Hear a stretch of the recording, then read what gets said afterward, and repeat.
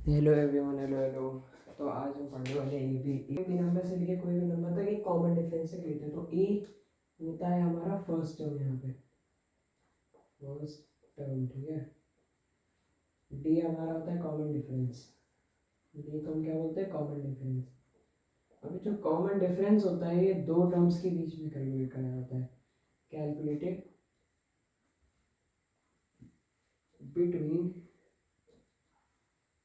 Any two terms of A P. AP के कोई भी दो टर्म इसी को कैलकुलेट करा जाता है। ये ए डी होता है, ए एन होता है। ये ए एन क्या होता है? This is like the element of the AP till N.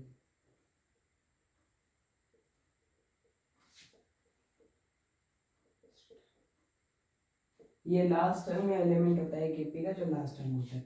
S N मतलब सम ऑफ एपी के एलिमेंट्स। जो एपी के एलिमेंट्स होते हैं उनका सम करा जाता है टिल एन। एन जो हमारा नंबर है, और एन हमारा कितना होता है? Number of terms. एन हमारे यहाँ पे नंबर ऑफ टर्म्स, ठीक है। तो यहाँ पे हमने ए पढ़ा। ए पता है क्या? ए पहली चीज होती है first term of an AP. D होता है कॉमन डिफरेंस, जो कैलकुलेट करा जाता है कोई भी दो टर्म एपी में। ए एन मतलब कि लास्ट टर्म होता है एक एलिमेंट, एक जो एलिमेंट होता है एपी का उसका लास्ट टर्म होता है। एस एन मतलब कि सम ऑफ एपी के एलिमेंट जब तक कि एन खत्म ना हो जाए। एन हम कोई भी ले सकते हैं, नंबर ऑफ टर्म्स होता है एन, ठीक है। अब इतनी चीजें हमें समझ ली तो थोड़े फॉर्मूले देख लेते हैं। ए एन का फॉर्मूला होता है A plus N minus one into D. A plus N minus one into D. S N का फॉर्मूला होता है N by two, two A plus N minus one into D, ठीक है। तो ये दोनों इंपॉर्टेंट फॉर्मूलेज हैं। A N is equal to A plus N minus one into D. S N is equal to N by two plus A two A plus N minus one into D. तो ये दो important फॉर्मूले होते हैं और ये basic चीज होती है अर्थमेटिक प्रोग्रेशन में, ठीक है। अब हम एन तो कोई भी स्पेसिफाइड नंबर का ले सकते हैं, तो ज़्यादा एक्सप्लेनेशन चाहिए नहीं होती। आप देखो डी तुम किसी भी एलिमेंट से कैलकुलेट कर सकते हो। डी तुम ए थ्री माइनस ए टू कर सकते हो, तुम डी में ए टू माइनस ए वन कर सकते हो, और मान लो सॉरी ए वन लिख लो या ए लिख लो जो भी है। डी को तुम ए फोर से भी कैलकुलेट कर सकते हो अगर ए पी में ए फोर का एलिमेंट हो तो। और एपी में एक चीज़ होती है कि एपी में कॉमन डिफरेंस होता है। मान लो जैसे एक ये एपी है 2468, तो अगर हमें इसमें डी कैलकुलेट करना हो तो हम इससे डी कैलकुलेट कर सकते हैं, इसको इससे माइनस करके डी कैलकुलेट कर सकते हैं, और इसको इसको माइनस करके डी कैलकुलेट कर सकते हैं। डी तभी टू टू रहता है अगर किसी भी एलिमेंट को माइनस करने पे दो जगह हमने चेक करा कि यहाँ पे मान लो डी जैसे थ्री आ रहा है बट यहाँ पे टू आ रहा है, तो ये एक एपी नहीं है। एपी में जो डी होता है वो हर बार कांस्टेंट होता है between any two times of the AP, ठीक है। चाहे जो भी एलिमेंट हो, चाहे ए फोर्थ या ए थर्ड या ये सेकंड, ठीक है। तो ये होता है पूरे एपी का एक समरी हमने ले ली। अर्थमेटिक प्रोग्रेशन की पूरी समरी ले ली हमने, ठीक है। अब मैं कहता हूँ कि थोड़े से क्वेश्चंस करे जाते हैं इसके बारे में, क्योंकि क्वेश्चन से क्लैरिटी बहुत बढ़िया बनती है एपी में, ठीक है। तो हमें पहले हम थोड़े बेसिक क्वेश्चन से स्टार्ट करेंगे। ये क्वेश्चन कहता है कि find the AP, find the AP. आपको एपी फाइंड करना है जब ए एन, एन टर्म आपका 7 माइनस थ्री एन है, और आपको 820 भी निकाल के देना है, प्लस वो पूरी ए भी निकाल के देनी है। अब अगर हमारे पास A N 7 minus three N रखा है तो हम एक काम करते हैं, हम इस एन को लेट कर लेते हैं पहले वन। तो ए वन हमारा हो जाएगा 7 माइनस थ्री इंटू वन, यानी कि 4। तो हमारा पहला एलिमेंट ए पी का 4 बन गया। अब हमें ए टू निकालना है मान लो, तो हमने क्या करा 7 माइनस थ्री इंटू टू, यानी कि 7 माइनस सिक्स, यानी कि 1। ए टू आपका 1 हो गया, तो दूसरा एलिमेंट आपका 1 बन गया। अब ए थ्री निकालते हैं, चलो ए थ्री निकालते हैं। सेम इसी फॉर्मूले में बस हम एन की वैल्यू रखे जा रहे हैं, क्या है एन दिया हुआ है 7 माइनस थ्री इंटू थ्री, यानी कि 7 माइनस नाइन, यानी कि -2। तो -2 हमारा आ गया चौथा ए पी।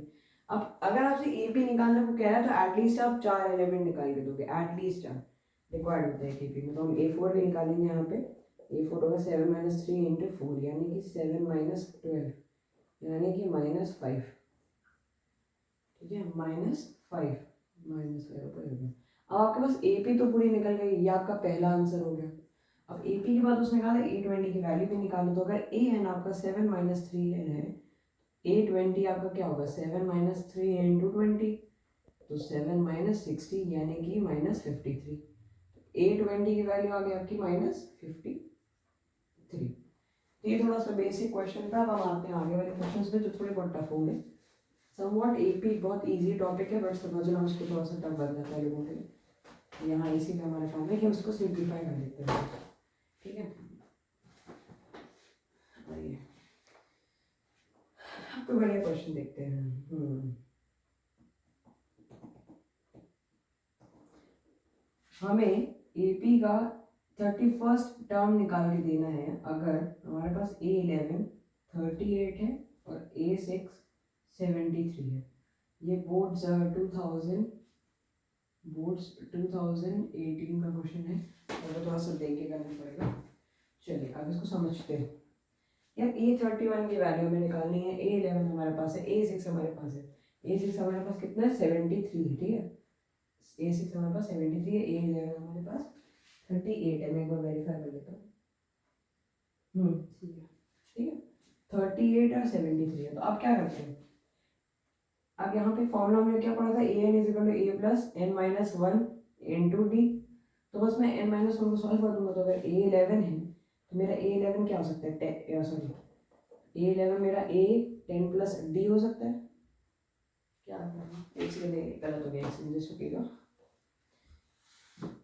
A11 मेरा first term plus 10 times of D हो सकता है। यह हमारा पहला टर्म निकल गया। A6 भी हमें दिया था, a प्लस 5d हो जाएगा। 6 माइनस वन होता है ना, तो यहाँ पे 6 माइनस वन हो गया। और अगर इसमें देखोगे तो 11 माइनस वन हो गया। तो ऐसा करके इसमें यहाँ सॉल्व करके हमने निकाल दिया। अब हमारे पास A11 की वैल्यू है 38 is equal to a plus 10d, और एक है 73 is equal to a plus 5d। अब यहाँ पे हमारे पास दो इक्वेशन है, तो हम इस दो इक्वेशन को साइमल्टेनियसली लीनियर इक्वेशन से सॉल्व कर सकते हैं। कैसे करेंगे, हमारे पास हम ये वाला जो नंबर होता है 73 इसको पहले ऊपर लेते हैं। तो a plus 5d is equal to 73 और a plus 10d is equal to 38। ठीक है, अब यहाँ पे हम साइमल्टेनियसली सॉल्व करेंगे, तो हम इसको नेगेटिव करेंगे तो ये भी नेगेटिव हो जाएगा, तो ये भी नेगेटिव हो जाएगा। a से a कट गया, हमारे पास आया माइनस 5d, और यहाँ पे 73 माइनस 8 हम करके देख लेते हैं। 73 माइनस 38 हम करके देख लेते हैं। यहाँ 6 गया, यहाँ 13 कटा, 5 बचा यहाँ पे 3 35। तो ये अब 35 है। तो माइनस 5d अगर इक्वल टू 35 है तो d क्या हो सकता है, 35 बाई माइनस 5 यानी कि -7। तो हमारा d आ गया -7। पहली चीज़ हमारी कंप्लीट। अब हमें यहाँ पे a की भी वैल्यू निकालनी है और A31 की भी निकालनी है। तो फिर हम AD निकाल तो a की वैल्यू हम क्या करेंगे, इस A6 वाले में रख सकते हैं। इस वाली इक्वेशन में 38 is equal to a plus 10d वाली इक्वेशन में मैंने d की वैल्यू रख दी। 38 is equal to a plus 10 into 7, यानी कि 38 minus 70 is equal to a, यानी कि a आपका आना चाहिए -32। ठीक है, ऐसे भी ले सकते हो आप, या 73 के साथ भी सॉल्व कर सकते हो। देखो 73 से भी हो जाता है, तो कंफ्यूज हो जाता है कि क्या 73 से होगा कि नहीं। 73 से भी यही सेम आंसर आएगा, क्योंकि साइमल्टेनियस में लोगों का बहुत होता है ना डाउट कि भाई ऐसे नहीं आ रहा, तो 73।